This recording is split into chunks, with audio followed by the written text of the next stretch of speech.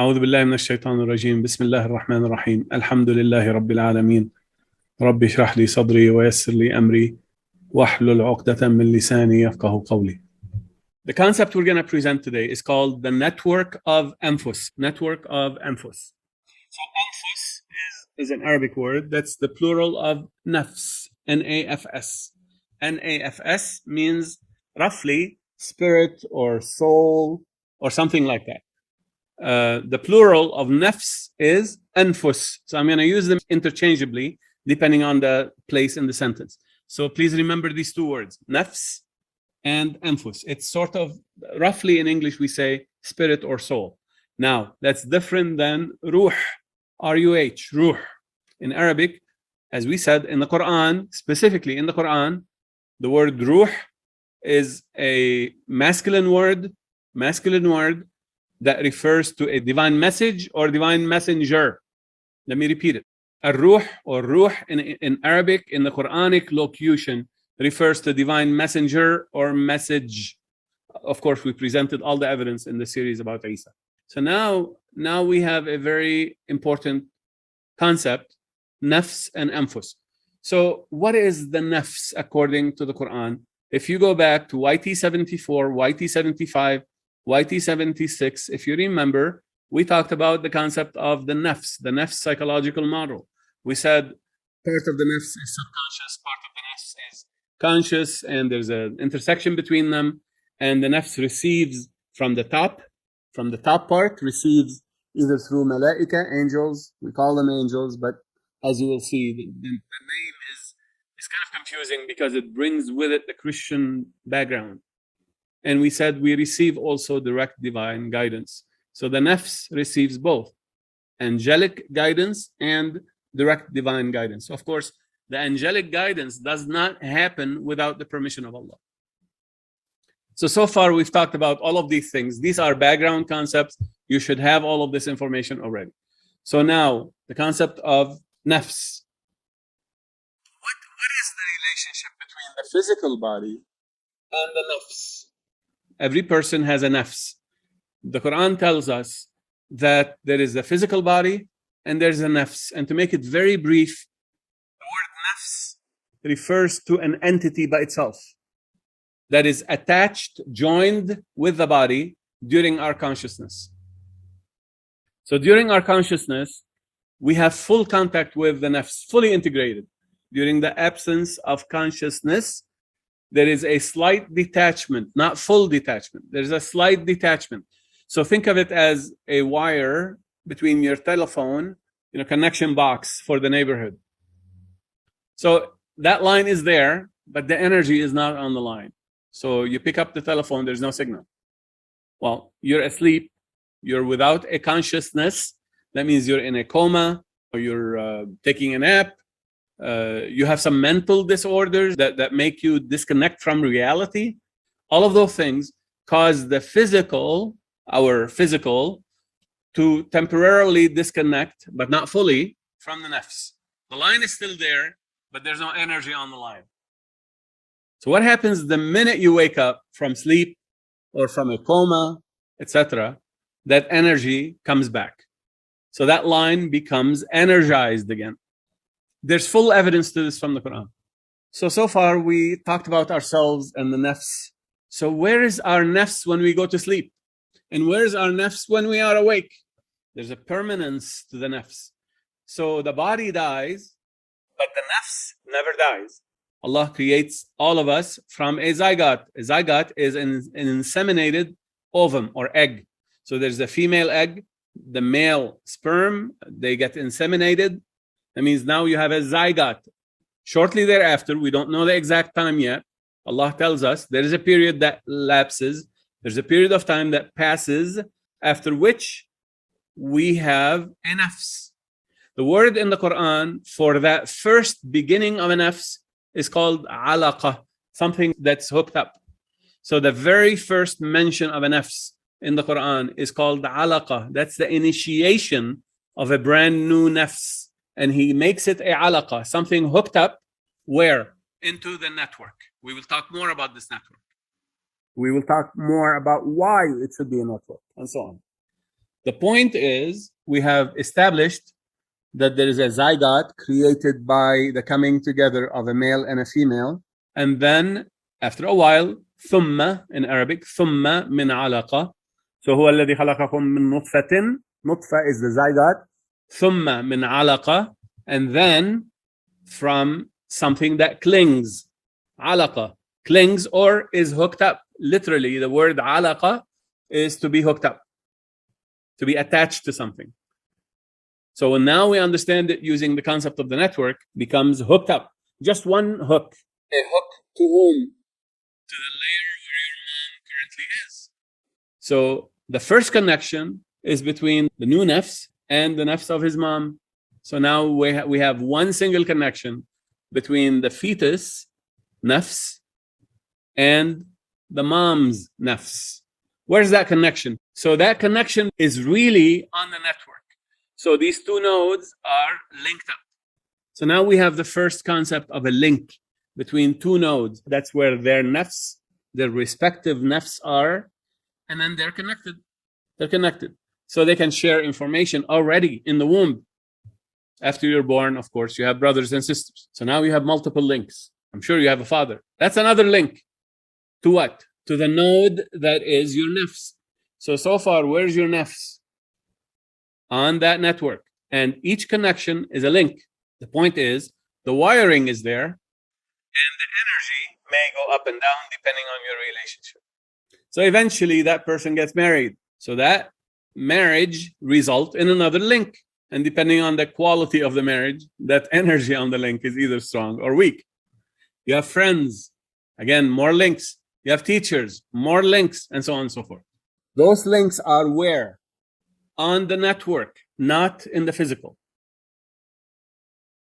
So when we hear about something called ESP, some people can communicate at a distance. Where's that connection happening? They don't see each other physically, but it seems they can communicate telepathically. That connection is on the network, nafs to nafs. So we're exchanging information and knowledge. Question is, where's that exchange happening? Physically or nafs to nafs on the network? Nafs to nafs on the network. It's not in here in the brain. It's not in the brain. It's not the physical. Knowledge is on the network, nafs to nafs. The two nafs are talking to each other. So you are, in a way, the avatar for your nafs. So avatar is a physical representation or sort of an alternate representation of the nafs. All right, so we have this concept now. So the reality is the nafs. I've said this in YT74, YT75, YT76. This physical body gets destroyed. Does the nafs get destroyed? The Quran tells us no, never. There is a process of maut. We will talk more about it, but it's not destruction. It's not sort of disappearance, elimination. So once a nafs is created through the process of alaqa, hooked up to the network, it stays there. It may move, may be repositioned, we will see, but it never disappears. So the nafs has been created and positioned on the network. So the number of human beings who ever existed on this earth has been going up or has been going down? Has been going up. So that means the number of anfus, plural of nafs, has been going up or going down? Has been going up. Going up. So that means the network is expanding. Expanding. Very good. Does the network ever shrink? No. Never. Does the network ever disappear? No. Is the network part of the universe? Yes. That means the universe itself is going to end or it's never ending? It's never going to end. It's never going to end. This is one of the first big disagreements between what they taught us based on the Christian biblical model of the afterlife compared to the Quranic model. Very simple logic. A 10-year-old can understand it. So simple, so elegant. The Quran tells us the nafs never disappears, forever there, either in punishment or in Jannah. No scholar can disagree with this simple logic. So now when we understand that this nafs is part of Allah's creation, so when we say the universe, means all of Allah creation. So Allah's creation is not there to be destroyed. So the biblical model of the afterlife, where there is a cosmic day where everything is destroyed and then we are resurrected fresh with new bodies, etc., etc., bogus. So I'm going to continue. Now, one more concept. What is the significant nature of the nafs? The significant nature of the nafs is that that's where all the knowledge is. As I explained earlier, when two people are sharing or exchanging knowledge and information, is it the physical speaking to the physical, or is it up there, nafs speaking to the nafs? It's the second one, nafs speaking to the nafs. So that means the knowledge is up there in the nafs, not in the physical. The proof is, if you have someone in a coma or sleep, are we fully disconnected from the nafs? No, just temporarily. Now, let's say this person was in a coma for a year, and during that year, he was moved 3 times to different hospitals or hospices or different care units. Yes, his physical body was moved. He wakes up. That means his nafs is reconnected, re-energized. That connection is re-energized. Is the nafs aware of what happened to the physical, these 3 moves? No way. That means during that disconnection, there's no knowledge of the physical happening to the nafs. So therefore, when the nafs reconnects with the body, the first question he's going to ask, or she's going to ask, is, what year is it? What's the date? He may remember his wife's name. She may remember her husband's name. Their children may. Sometimes they lose part of the memory, and so on and so forth, depending on the biology. So there's a role for the biology. But the physical knowledge is disconnected from the nafs. So far, so good? One more example to give you, to kind of establish these concepts in your mind. This is so cool. Think about this. Every 10 days, you have brand new cells on your tongue, brand new, physical. And yet they remember what you used to like before those 10 days. How did that happen? They're brand new cells. The same with the liver, the same with the skin, the same with etc., etc., etc. So the physical body is constantly renewing. Every few months, you're a totally different biological being, because the cells are totally regenerated. The old ones die and they're replaced by brand new cells. And yet, you remember what you used to like a year ago or 2 years ago. You remember what's your favorite drink. You remember what things hurt your stomach. How did that happen? Because that knowledge is not in the physical. Those are silly examples, maybe, but kind of get you to think. So the summary is, the knowledge is where? In the nafs. Modern science has it totally backward. They're starting from the biological, trying to find where consciousness is. It's the other way around. Consciousness is where the knowledge is, and the physical body is just an instrument to express that knowledge. I'll give you one more example. So in the middle of the night, you're asleep and you see a dream. So you're still unconscious, but you're quote-unquote seeing a dream. Is that true? How do you know you actually saw a dream? When do you know you actually saw a dream? Once you wake up. Once you wake up. So the question is, did that dream happen to your body or happen to your nafs? And then when the nafs connected with the body can express it. Totally different way of thinking. This is what the Quran teaches us. The Quran teaches us the nafs is the one, the entity that carries with it all of this knowledge. Does the nafs survive the physical death? What does the Quran teach us? The nafs is the one who is able to express itself through the body. What else does the body serve? To receive experiences in the physical world.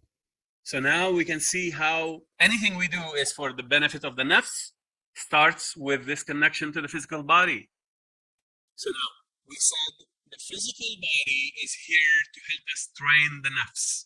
So the way to think about it, why was Allah subhanahu wa ta'ala so generous with us to give us a physical body and a sort of a blank slate type of nafs, a nafs that's not trained with anything? And yet we have the physical body to start training the nafs, as we just said. Receiving experiences, learning, exchanging, developing these connections. All of these things happen in the physical, but really retained, remembered in the nafs. Now, you have how many years approximately to live on average today? 60, 70, 80 years? This is the period Allah gave you to self-create your nafs. This is a unique feature of us, human beings. Monkeys and chimps and elephants and lions have existed on this earth for a lot longer than us. And yet they have not developed themselves like a human being can in one lifetime. So the nafs is the one developing through its connection to the physical being. When the physical body ends, disappears, it's no longer useful, the nafs takes with it what it learned and remains on the network. So what happens after life? Our nafs survives, our body is no longer relevant to us. So if someone at the age of 40-year-old commits suicide, or 30 or whatever, he commits suicide, what did that person do to his nafs? He aborted his opportunity for further learning. So Allah had given him an opportunity of, let's say, 80 years, 70 years, 90 years, and yet he terminated it at age 30 or 40. So he just aborted his own chances of developing his nafs. Now you understand what's the relationship between this network of Anfus concept we have barely started and our existence in this physical world. Let's take it into a little tougher question. Let's say you take a child and you lock him up in a room or lock her up in a room for 30 years. You didn't kill her, but totally deprived of any opportunity to learn, experience the world. What did he just do to that nafs? Same thing, it's almost like killing. So our relationship with the rest of the world is based on, according to the Quran, this understanding of how Allah dignified every single human being with this opportunity to develop their nafs. So that means someone who helps build a university or a training institution or an educational institution or a hospital, what is he doing to those who benefit from these institutions? You're helping them, giving them more opportunity to lift the level of their Anfus. So as a good Muslim, is that part of our mission? Absolutely. So the question is, what is our relationship to this universe? And beyond toiling, what other things are we required to do? Now, with this model, we understand that it is part of my job and your job and every mu'min believer who wants to connect with Allah to respect these Anfus. Why? Because these Anfus have this time period. And Allah granted them that opportunity. Why? Because at the end of your normal life, Allah will hold you responsible. You help them, you are a witness for Allah to them. You are a messenger, kind of, helping them in their opportunity. So, to summarize, the nafs has two functions. Remember this, two functions, no other. The first function is to learn. The second function is to help others learn or to support others in their development. Here's the cool thing. The Quran calls the first one for us to develop Salat. The second one, YT201. So Allah orders us to iqam as-salat, restore the connection for you to Allah. And the second one, YT201, allow others to develop themselves. So why are these two terms repeated over, I can't remember, 49 times in the Quran? Salat and zakat are always together. These are the two functions of a nafs. You practice those two functions in life. What happens after life? That nafs disappeared or not? It did not. What did it take with it? So the nafs takes with it what it practiced in this life. Why? Because there's going to be a role for those two functions on that network. We're going to see it. Alhamdulillah alladhi hadana lihada wa ma kunna linahtadiya lawla an hadana Allah. لقد جاءت رسل ربنا بالحق. سلام عليكم.